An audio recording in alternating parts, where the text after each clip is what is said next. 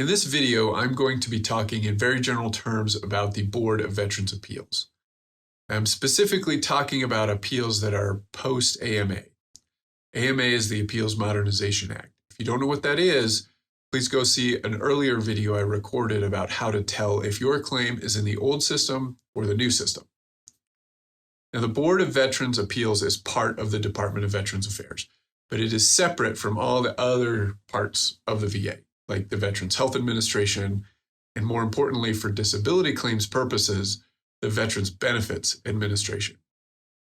With that separation comes independence. So how independent are they? On paper, quite a bit. The chairman of the Board of Appeals reports directly to the Secretary of Veterans Affairs. So it's about as independent as you can be and still be inside the VA. However, I realize that when you get a bad decision back from the board, it doesn't always feel like they're so independent. So how do you get your claim in front of the board? Well, for the most part, you can appeal any initial decision, higher level review, or supplemental claim straight to the board. You cannot appeal a board decision back to the board. There is another set of circumstances where a case can be remanded from the Court of Appeals for Veterans Claims and end up back at the board, kind of on its way back down. That's a separate set of circumstances that we're really not going to get into. So what happens to your claim when it's actually at the board? So the board is made up of veterans law judges who will review your claim. One veterans law judge will review your claim. Now that law judge is a lawyer trained in the law, and he or she has a staff of other lawyers to assist them in reviewing this claim.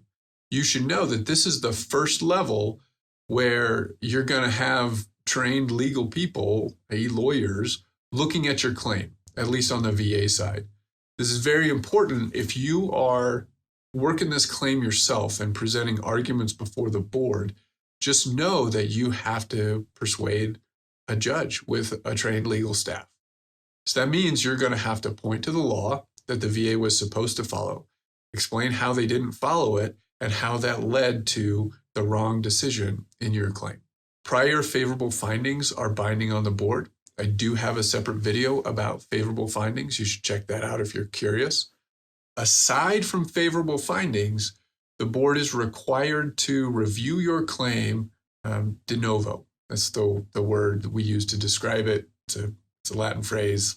I don't know why lawyers still use Latin phrases, but we do. What it means in basic terms is that the board is supposed to review your claim with totally fresh eyes.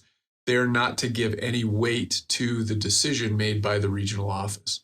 Now, they don't have to ignore the decision from the regional office, but they can't give it any weight. The board does not have a duty to assist you with your claim. So what is going to happen likely if the board finds that there was a duty to assist error is they're just going to kick it back to the regional office and tell them to try again and fix it.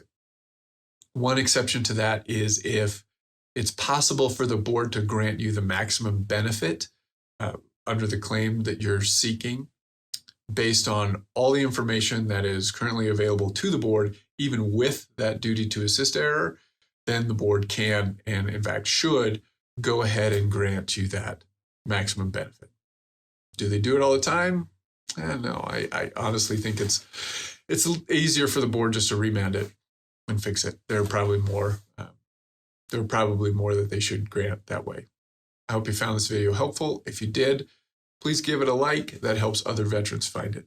If you'd like me to help you with your disability claim, please reach out to me through my website, walshvetlaw.com. A link is in the description below. Thanks for watching.